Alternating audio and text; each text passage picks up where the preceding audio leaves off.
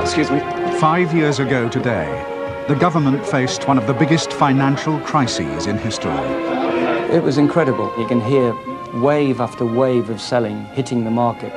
It was a day when the Bank of England lost billions and speculators made fortunes. It was in excess of $1 billion of profits. Who asked 15%? A day of disaster from which the government never recovered. It was quite clear the government was not in charge of events. I had no doubt we were in the middle of quite the biggest political crisis I could remember.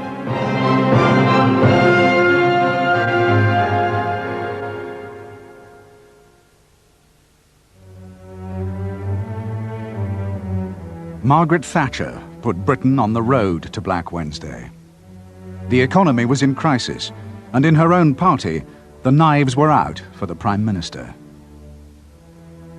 Her Chancellor, John Major, suggested a rescue plan. He believed joining the European exchange rate mechanism would be both good for her and the economy. Margaret Thatcher detested the idea of putting the pound into Europe, but most Tory MPs supported it, and she knew years of division had to end. There had been some pretty heated discussions back in 1985, 1986. I remember one famous occasion ending in discord in the cabinet room with Geoffrey Howe storming out and slamming the door, possibly the most decisive thing he ever did. So feelings ran pretty high for a long time. John Major took it all down. He managed to gently persuade her that it was probably right for the economy. There were strong domestic political reasons to do it. And slow, rather like water dripping on a stone, it eventually became not too painful a decision for her to take. It would be a revolution. The pound's value would be locked against the German Deutschmark and other European currencies. It could vary, but only a little. To maintain the pound's value, British interest rates had to match German ones. In theory, the pound would then be stable, equally attractive to investors. Whatever the Germans did to their interest rates, we would have to do the same. The hope, German discipline would give Britain a stable pound, low inflation, and German-style prosperity. It was a high-risk strategy. Nevertheless, Margaret Thatcher called in her Chancellor and the highest officials. She decided Britain would join the ERM the very next day. The hope was it would boost the Prime Minister's popularity before the Tory party conference in 3 days' time. This meant going in at the level the pound stood against the Deutschmark then, which was high. Despite the ERM rules, the Prime Minister took the decision without negotiation. Although she was the one who let us in, she did it against her better judgment. And with a bit of defiance, there was no nonsense about consulting the Europeans. We did it, and we alone did it. John Major called me and said, we have decided to join at a rate of 2.95 D-marks. And I said, John, I have to tell you, we have to negotiate that. And I think 2.95 is a little bit on the high side. And he said, no, we cannot change that because it was decided by the Prime Minister. And I said, well, I don't care about your Prime Minister, but I wanted to negotiate that with you. You have to follow the rules. But he said, well, it's too late, we will announce it in half an hour. And after it was announced, of course, there was no room for negotiations anymore. And we simply had to accept it and to pray and to hope that this was a realistic rate.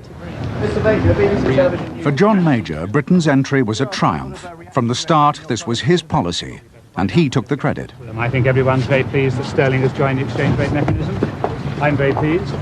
We've been waiting for this decision for a long time. It's now been made. I think it will be a great success, and I'm looking forward to discussing it with my colleagues. Are you consulted, Mr. Major? And I've nothing more to say about it at the moment. But joining the ERM was not enough to save Mrs. Thatcher. The victim of a Tory party coup, just 7 weeks later, she left Downing Street for the last time. Now it's time for a new chapter to open, and I wish John Major all the luck in the world. But joining the ERM failed to bring instant prosperity. Britain had already been sliding into recession. Over the next 18 months, it got much worse. 1 million people lost their jobs. The high exchange rate of the pound, locked inside the ERM, meant businesses struggled to sell their goods abroad.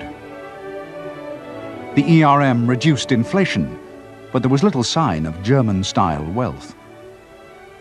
People were finding it very hard to meet their mortgage payments, and when they failed to meet their mortgage payments and were obliged to sell their house, we were, for the first time in British post-war history, witnessing people selling houses for less than they'd paid. And that dreadful new word, negative equity, came into the language. It was a very, very hard time. Against the odds, John Major won the 1992 election. He was determined to run the country as before, with the pound locked at the high exchange rate at which it had entered the ERM. He believed if he stood firm, the ERM could make the British economy as successful as Germany's. The Prime Minister said he would come to dinner because the Sunday Times had supported him in the election. He said, you know, Andrew, Prime Ministers have tried to get inflation down and make Britain a low inflation economy. They've never succeeded. I'm going to do it. I'm going to be the Prime Minister that got inflation down and established Britain as a low inflation economy. To which one of our numbers said, yes, but this could be the low inflation of the dead. What's the point of having low inflation if the economy is not just on its knees, but on its back? Anybody can do that. An angry Prime Minister said that this was a policy on which he would never give way. The pain was worth it. He thumped the table and said, Andrew, don't you understand? There is no alternative. But the Germans were about to increase the pain. The men who ran Germany's central bank prepared to meet. It wasn't politicians, but the Bundesbank Council who set Germany's interest rates. Whatever they decided, Britain would have to follow. But in Germany, the unthinkable was happening. The economy was faltering. The cost of unification with East Germany was higher than predicted, and inflation was rising. The Bundesbank Council raised interest rates. Our decisions were made on the basis of what is necessary at home. Our primary target in that time was to go on in fighting the acceleration of price increases in our country. This is the Bundesbank's main target. Inside the ERM, we should in theory have followed Germany's rising interest rates to keep the value of the pound steady. But the British government desperately tried to avoid doing this. If we wanted to stay in the ERM, we had to match those interest rates. But if we matched German interest rates, that meant, higher interest rates in the UK, hitting the housing market above all in a way that became increasingly politically and economically unsustainable. In the city, the crisis that would become Black Wednesday was brewing. The currency dealers began to sell pounds and buy Deutschmarks because of the high German interest rates. The pound's value fell towards its bottom limit in the ERM. Rumours spread that the government was about to devalue, locking the pound to the Deutschmark at a lower level. The government frantically tried to restore confidence. Just in case there is the slightest scintilla of doubt, there are going to be no devaluations, no leaving the ERM. We are absolutely committed to the ERM. That is our policy. It is at the centre of our policy. We are going to maintain sterling's parity, and we will do whatever is necessary. And I hope there is no room for any doubt about that at all, that the government is determined to maintain our position. John Major's successor as Chancellor had now nailed his colours to the ERM mast. In private, the strain showed. He had inherited a policy which he didn't really very much like, and he would complain in private, and he would have spats, periods of bad temper with his officials and with all of us. And I think his whole chancellorship was an unhappy period because he was forced, and I think loyally did, defend a policy that he didn't like. Also, of course, he had endlessly to answer questions about a recession, which was caused by this policy he didn't like. We had a meeting about all of this, and Norman Lamont said, well, there is one policy left, and that's to get the Germans to cut their rates. And that's what he set out to do when he went off to Bath.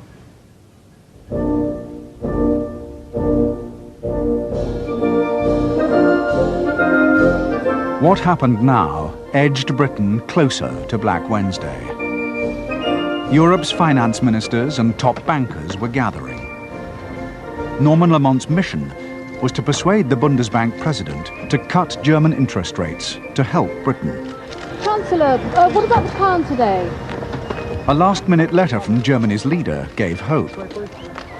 Before Bath, John Major had a very clear indication from Helmut Kohl that Kohl would like to see German interest rates come down. And that's the context, of course, for the Bath meeting, and it's very important because what the Chancellor then had to do was see the colour of their money. As Norman Lamont welcomed his guests, they could see he was a Chancellor under pressure.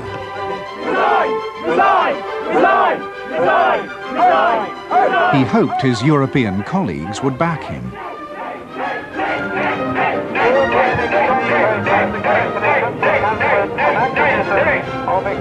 It wasn't just Britain that was suffering.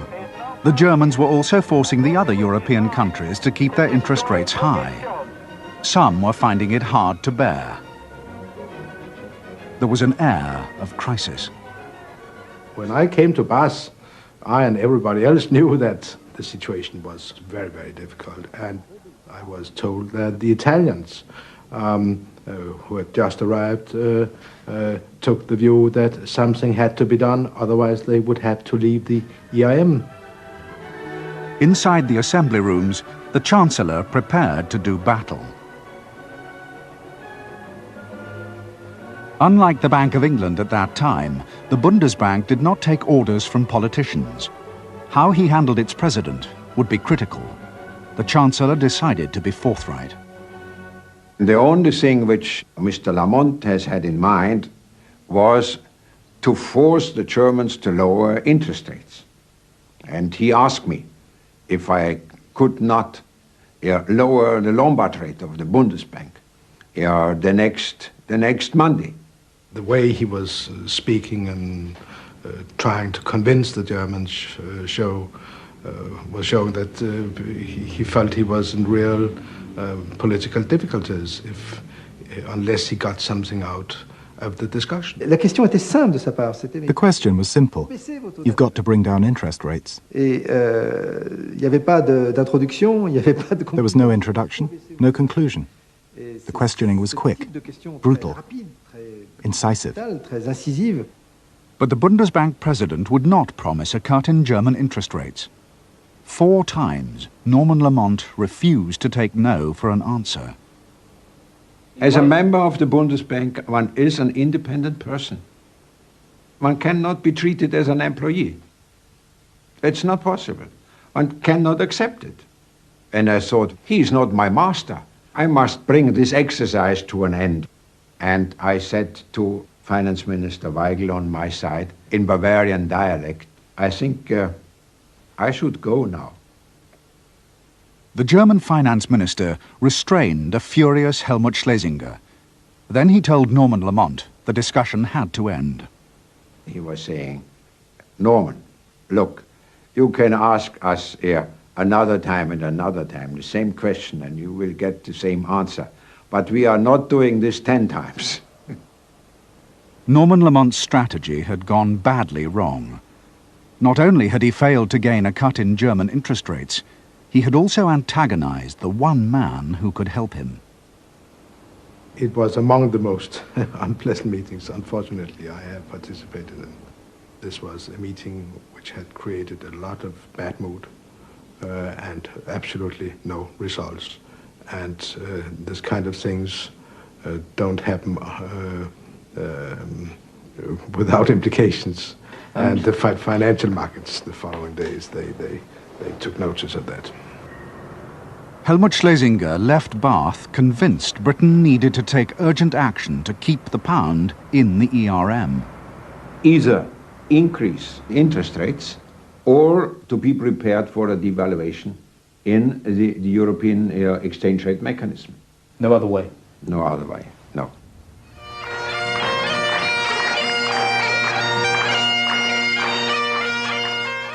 But instead of taking action, the Prime Minister pinned the credibility of his entire government on keeping the pound in the ERM at its existing rate.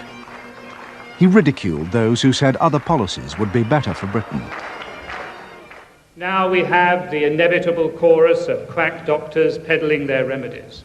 I said to him many times, you really are taking a big risk for yourself that you'll have to eat these words if you go as far as you do. All my adult life, I've seen British governments driven off their virtuous pursuit of low inflation by market problems or political pressures. I was under no illusions when I took Britain into the exchange rate mechanism. I said at the time that membership was no soft option.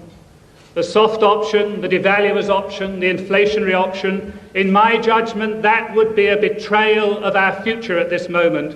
And I tell you categorically, that is not the government's policy. But the very next day, events overtook John Major's words. In Rome, the Italian government was trying to prevent the collapse of its entire economy. In London, the dealers, fearing devaluation, jettisoned the Italian lira. The lira's value plummeted.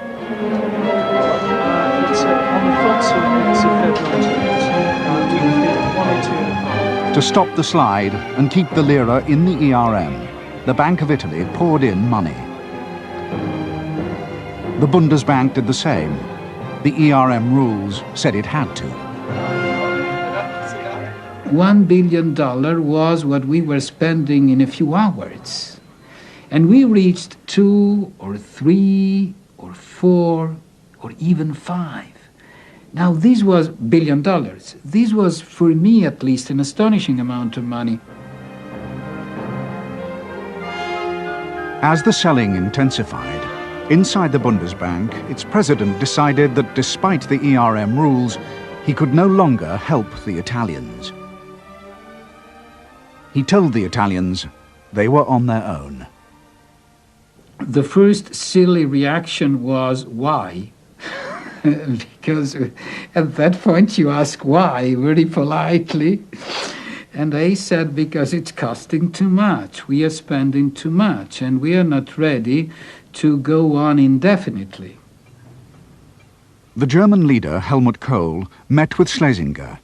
Schlesinger proposed a deal. To end the crisis, he would cut German interest rates if Italy, Britain, and others devalued their currencies. The Prime Minister was visiting the Queen at Balmoral. From there, he flatly rejected the proposal. There would be no devaluation, despite the German offer.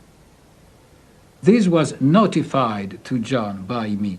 He repeated that he felt confident. I insisted. I said to him, John, we need stability. The markets are really in a fighting mood, and I do not think that the victory on the lira will be considered satisfactory by them. They will choose new targets, but this did not change his mind. The next morning, the lira was devalued by 7%. The Germans cut their interest rates by a tiny 1/4%. Those dealers who had held on to the lira lost fortunes for their clients. Many started to sell pounds. They feared a British devaluation would be next. UK investment funds and indeed pension funds, all of a sudden they can see all these strains building up in Europe, and the pound is clearly going to come under pressure. They're holding all these pounds and they want to get rid of them because they think the value of the pound is going to go down. So they started selling. In Frankfurt, the president of the Bundesbank gave an interview to a journalist. It only needed a hint that the pound might devalue to provoke an avalanche of selling. Inadvertently, Schlesinger gave that hint. Well, he said the realignment was not satisfactory. It was not enough. It was only a small devaluation of the Italian lira. He wanted to have a more comprehensive realignment, other currencies involved as well. Schlesinger believed his remarks were off the record. Werner Benkhoff did not. He prepared to send his story across the world.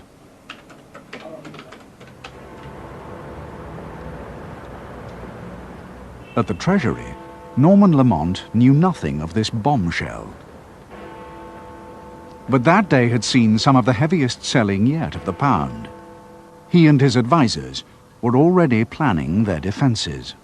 On the Tuesday evening, we met for the Chancellor to sanction a sort of a firefighting fund of £1 billion to defend the pound against speculation. And then the word came through that there might be something published next day in which the head of the Bundesbank had indicated that a wider revaluation might have been helpful. The newspapers were preparing their front pages. I could not say I haven't said this. It was not true. I have said this. But it was certainly not for the public.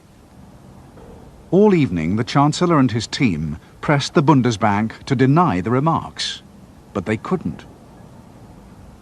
Well, they couldn't say it's not true because I had the tape.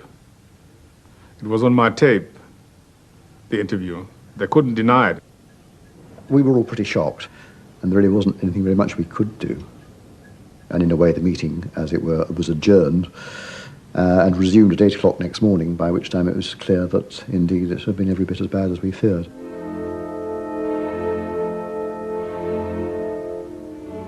Black Wednesday dawned. We got into work at 6 o'clock because Schlesinger had made his comments the night before. And with what happened in the lira, we were all pretty worried that the pound was going to come under a lot of pressure that day. And so the drama began. The rumours of a devaluation meant that to hold on to sterling was a gamble. Banks, pension funds, international companies told their dealers to sell the pound. And then the speculators joined the fray.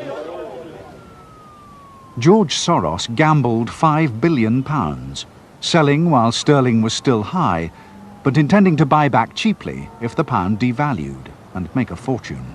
The Bundesbank was basically egging on the speculators to speculate against the weaker currencies. And we took our cue, actually, from the Bundesbank. Get some dollar markers going out. I need some cable codes, so I've got stop loss.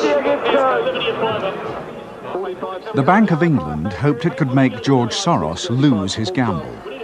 It planned to sustain the pound's value by buying pounds at the official high ERM rate. Billions of pounds of public money were about to be thrown into the defence of the pound. We decided that as the London market came in, we would intervene on a scale which would make it quite clear that we were intervening, and that's what we did. It was incredible. I mean, obviously you can hear what's going on in the market, and you can hear wave after wave of selling hitting the market, being met with resistance and support by the Bank of England. They were buying such a phenomenal amount of pounds. At the Treasury, they waited for news. We were really just waiting minute by minute updates from the market, and that was when we learnt that the billion that we had put aside to defend the pound up to the weekend on Tuesday night had gone in a few minutes. That was really when the question was posed, is this it? Is the game up? The bank was extremely grave. They said, we will have to raise interest rates. We can't save the situation by intervention alone. The Prime Minister was living in Admiralty House in Whitehall. Downing Street was being rebuilt after an IRA mortar attack. The Chancellor rang the Prime Minister to say interest rates would have to go up 2 points. And they wanted the Prime Minister's agreement to that. And this was obviously a very difficult moment for the Prime Minister. For months, John Major had not put up interest rates. Now, after anguished debate, he agreed a rise to 12%. The Prime Minister thought that this interest rate increase was absolutely explosive in terms of its political impact, given the state of the economy, the recession, and particularly the housing market. In the Admiralty House dining room, the Prime Minister met three of his most senior ministers: Michael Heseltine, Douglas Hurd, and Kenneth Clarke. He asked them to endorse his decision.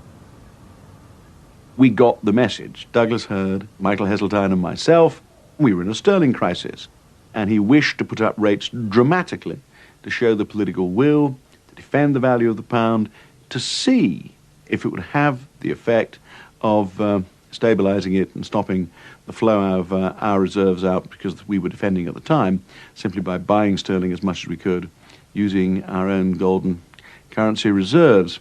And he got the agreement of the group that we had to raise interest rates. It was necessary.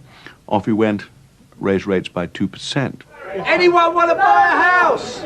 Watch out, excuse me. Intended to show strength, the markets perceived the rate rise as weakness and reacted accordingly. We had a fairly strong sense that we were on to the kill. It indicated to us that we are in at the end game, that there was no, this was an act of desperation. So instead of restraining us, it was really an invitation to double up, to try to sell as much more as possible. The Bank of England had some £19 billion in foreign currency reserves, but it was now spending $2 billion an hour as more and more people sold the pound. 93.98. Who for? Bacon. 91. Is that bacon? Is that bacon? No. I've got bacon here. 80.87. Who for? Bacon? 70 bits by the 8.87's out to bacon. All of a sudden, instead of being asked to quote a price in £5 million or to sell £5 million for clients, typically they would come up and do multiples of that. Suddenly they would be coming with an interest in £20 million, £50 million, £100 million, sometimes even bigger than that. Unaware of all this, the politicians were still hoping the rate rise had worked. I went outside to go back to the Home Office. I was being driven by a Metropolitan policeman, and we were about halfway down Whitehall when the driver said to me, "It hasn't worked, sir," because he'd been listening to the radio, and the radio had been commenting on the market reaction, and he was right. Within 10 minutes it was obvious it hadn't worked. The run on sterling was going ahead. I went back to the Home Office, potted about with a bit of work, and of course I was back in Admiralty House within half an hour because the meeting was reconvened. What do we do now? At the Bank of England, the man in charge of defending the pound believed it was time to throw in the towel and stop spending before the bank's reserves were exhausted, even though that would mean letting the pound crash out of the ERM. Well, my view at that stage was that the game was up. The scale of the intervention became heavier after the rise in interest rates, because I think there were some people in the market who said that makes no sense in the context of the UK economy. It had become clear that getting out of the ERM was bound to happen, and was, the sooner the better. Upstairs in the Prime Minister's temporary flat, the Chancellor broke the grim news. Chancellor went through the options, the Prime Minister went through the options, and it was clear that the Chancellor's option was now to suspend. A critical decision had to be made. The Prime Minister insisted on summoning back his senior ministers. He had no intention of taking the decision to leave the ERM alone. It might destroy his administration. After all, he had made the ERM the cornerstone of the government's credibility. The Prime Minister went downstairs and went through the options very neutrally, but describing very clearly what the Chancellor's preferred option was: suspension. I think it came as a shock to some of the colleagues that this policy, the ERM, could end so easily. I could see our economic policy, and to some extent our European policy, were collapsing. The Chancellor of the Exchequer and the Prime Minister, and all of us following them, had been emphatic and definite for month after month that this was the centre of our economic policy. it also had its importance for our foreign policy. And therefore, yes, of course, everybody in that room wanted to stay in if we could. A further interest rate rise to defend the pound would be disastrous for the economy, and there was no evidence it would work. Norman Lamont again advocated suspension, but Michael Heseltine, Kenneth Clarke and Douglas Hurd disagreed. Most of them wanted to make it clear that we'd gone the final mile to remain within the ERM. There were some people who said, well, are you absolutely confident that if we raise interest rates further, that won't actually persuade the markets? I thought that extremely unlikely, but I mean, in those circumstances, if people wanted to try, then that was something that one couldn't exclude. It might just work. John Major decided to raise interest rates a second time to 15%. Did anyone think it would work?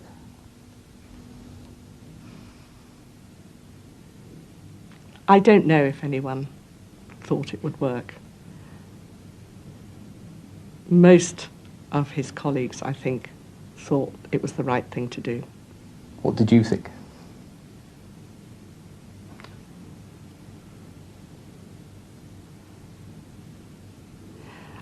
My thought at the time, I was mostly concerned with making sure that what was obviously going to be an extremely dangerous moment for the Prime Minister was that the decision was concluded in a way that had the support of his key ministers.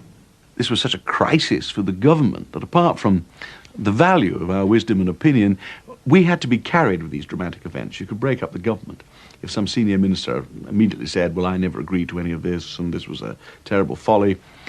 Put another way, which is the phrase I used, we were there to have our hands dipped in the blood to make it clear. This was a collective responsibility at the top of the government. MLR's 15%. 15%? What? 15%? 15%. What? Effective from tomorrow, 15% MLR. The interest rate market, which was sitting 30 yards away, exploded in noise. We thought, we can't believe it, the Bank of England's raised interest rates again. That was a sign of weakness, not of strength. The more those rates go up, the more it's going to be worse for the pound, isn't it? Mortgage rates, no way. 10 done. Dollar mark! There was a very, very small rally in sterling. It went up maybe a third of 1%, a very, very small rally for such a big rise in the interest rates, and immediately settled back on the floor. And the Bank of England was still buying pounds. That afternoon, it became a veritable avalanche of selling. In a sitting room inside Admiralty House, Michael Heseltine, Douglas Hurd and Kenneth Clarke now sat drinking tea, hoping against hope the second interest rate rise would work. It was whilst we were in the sitting room in the afternoon that we suddenly realised that we were probably less well informed than practically anybody else in the United Kingdom about exactly what was going on. And so we actually began to search for a transistor radio. We decided that we should try to keep in touch with the money markets. And here we were, cooped up in Admiralty House, three people in the country least well informed about the hour-by-hour movements in the money market, which kept being reported to us and upon which we were acting. Realignment this week, Treasury Bank Chief Economist said.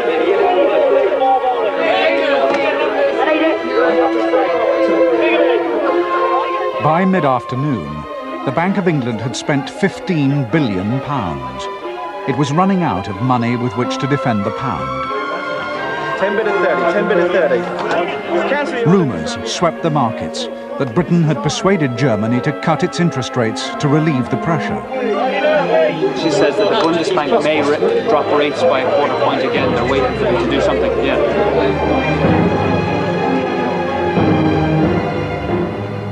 But the Bundesbank was not going to take decisions that put the needs of Britain before those of Germany.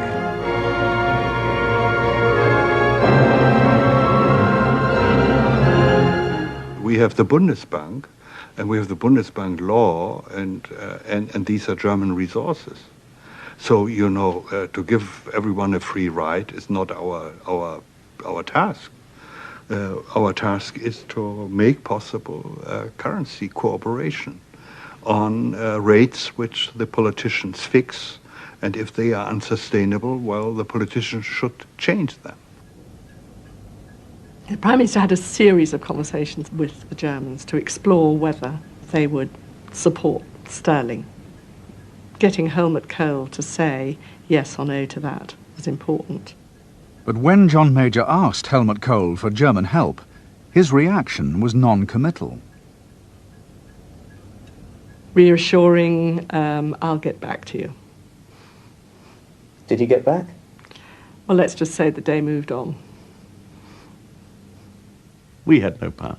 The markets and events had taken over. It became increasingly obvious as the day went on that we were merely being flotsam and jetsam, being tossed about in what was happening. And then?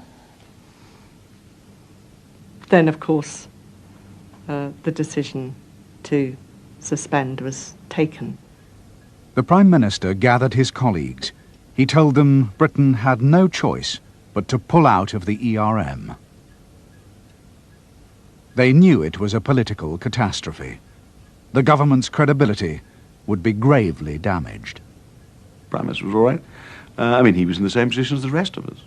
That the government was suffering a major calamity, and that we found we had not got sufficient control over events, and the British government couldn't stop it. No government could stop it when that amount of market sentiment was moving so much money around so quickly, and we had an indefensible value of the pound. And John was in perfect control of himself and in control of the such business as we could handle throughout the day. The Prime Minister was calm and matter-of-fact, and indeed usually in the heart of a crisis, in the very eye of the storm, in my experience, things are calm and quiet. It's before and afterwards that the emotional storms, or the nervous storms, begin to blow. Keith, I've done the dollar side, I'll just work the mark there now, right? The government made no announcement, but the Bank of England now withdrew from battle. At 4 o'clock, suddenly the Bank of England wasn't supporting pounds. Instead of a load of noise coming out of the voice brokers and everything and around the dealing room, everyone just sat in stunned silence for about 2 seconds or 3 seconds, and all of a sudden it erupted and sterling just free fell. That sense of awe that the markets could take on a central bank and actually win, I couldn't believe it. So how many pounds have you sold? About $500 million. $500 million. So has it been good business? Yeah, it's been really good. What does that mean to the bank here? We've had an excellent day. We've made a lot of money, so it's good. What are we talking about? A couple of £100,000? Probably about 10 million. 30 off for the pound. The markets finally closed, and dealers still didn't know that the momentous decision to leave the ERM had been taken. For 3.5 hours, there was silence from the government. Treasury officials advised the Chancellor he shouldn't speak until a meeting was convened in Brussels with Britain's partners in the ERM. I'd never previously been in a government that hadn't got an economic policy. It's a weakness in a government's position. I had never encountered a situation where, in that situation, the ministers, the political leaders of the government, are accepting they can't tell the public anything about it. When it's all over the newspapers, every 10th-rate economic pundit in the country is in front of cameras explaining what he thinks is happening. Most of the reporting is coming from people who haven't the first idea what's going on, and the sense of hysteria and panic is no doubt spreading through the nation. We had just put up interest rates by a most phenomenal amount in one day, and nobody was saying anything. The Prime Minister was reluctant to allow any government minister to speak. Instead, the Conservative Party chairman was summoned. People did not want there to be any more detailed questioning of what the next steps would be and what the consequences were and so on and so forth. And clearly it was easier in some ways to put the party chairman up. He obviously couldn't be drawn to comment on any of the detailed economic consequences and what the next steps might be. As I came in, Michael and Douglas and Ken put up this sort of low cheer, and I thought this was very odd. What are they cheering about? What then became evident what they were cheering about was that it had been decided that although the decision had been taken to go out of the ERM, that it was going to be myself who was going to appear on television that evening to explain it. And this rather kind of bizarre explanation was that there was this funny body called the Monetary Committee, who, frankly, I'd never heard of, and I'm sure 99 people out of 100 had never heard of, which sat in Brussels. And it was a group of officials who actually had to accept the resignation. It was sort of like a club, you know. You had to accept the resignation before it was official. So Norman Lamont had taken the view, well, if that's the case, I can't actually appear on television and answer questions until it's official. And if he couldn't appear, no other government minister could appear. So there was Fowler, party chairman, not in the government, absolute godsend. That's why they were cheering. By this time, again, people like Michael Heseltine and myself were getting pretty fed up with the completely ridiculous politics of this. This is no way for a government to handle the media or to handle the explanation of such a serious decision. We managed to get reluctant agreement. I mean, I would just gone out and give interviews personally, but we got reluctant agreement from the whole gathering that Norman Lamont could go out, give a slightly forced and artificial short statement, say thank you very much, and come straight back inside, as long as he didn't answer questions. This was a fair old fiasco and added to the sense of, no doubt, unreal drama to the outside world.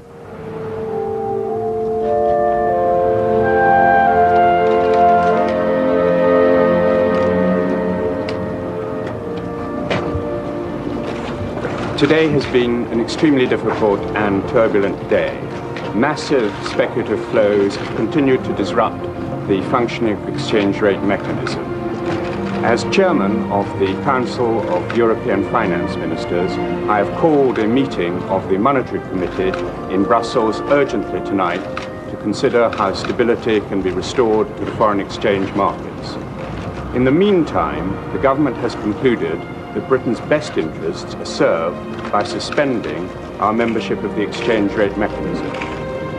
As a result, the second of the 2 interest rate increases that I sanctioned today will not take place tomorrow, and minimum lending rate will be at 12% until conditions become calmer. I will be reporting to Cabinet, discussing the situation with colleagues tomorrow, and may make further statements then. But until then, I have nothing further to say. Thank you very much. Mr. Lamont, what about those in your party that are calling for your resignation? Mr. Fowler, it's difficult to see this as anything other than a defeat and humiliation for the government and a blow to the credibility of the Prime Minister, is it? No, I don't think it's any of those things. I think the fact of the matter is that the government has had to respond to quite an exception. The Prime Minister telephoned Fleet Street editors. He was about to discover old allies had become enemies. It was 7:30 on Wednesday evening. My secretary came to get me to tell me that the Prime Minister was on the line. Now, that's a sort of an unusual thing to happen, even in a busy tabloid office. And I couldn't, for the life of me, think what he wanted to talk about. We were up to our neck in God knows what, and the Prime Minister mysteriously can find a couple of minutes to come and chat to a tabloid tosspot. So, I pick up the phone and he says, hello, Kelvin, how are you? And I said, fine, Prime Minister, how are you? And we swap a bit of chit-chat, and he says, how are you going to play today? And so I acted slightly dumb, and I said, in what sense, what do you mean? He said, well, the big story, how are you going to play that? I said, well, I have on my desk, Prime Minister, a great big bucket of shit. He went, oh, yes. And I said, I intend to pour it all over you tomorrow. And there's a sort of a pause the other end. And then he says, oh, you are a wag. John Major considered resigning. but didn't. Neither did Norman Lamont. I recall calling the Treasury on the day after Black Wednesday and saying I'd like to see the Chancellor. Much to my surprise, at about 6 o'clock, I was called over, ushered into the Chancellor's rather grand room in the Treasury. He opened a bottle of white wine. We sat. He seemed incredibly relaxed. And I said, "How do you feel after this terrible event?" And he basically said, "I feel fine. In fact, I haven't slept so well for months. Last night I didn't have to worry about the value of the pound." And it was extraordinary. Here was a policy that had been reduced to ashes at huge expense. And the Chancellor was saying the government would set another economic policy which put Britain's interests first. During Black Wednesday, the Bank of England lost between £3 to £4 billion of public money, trying to keep the pound inside the ERM.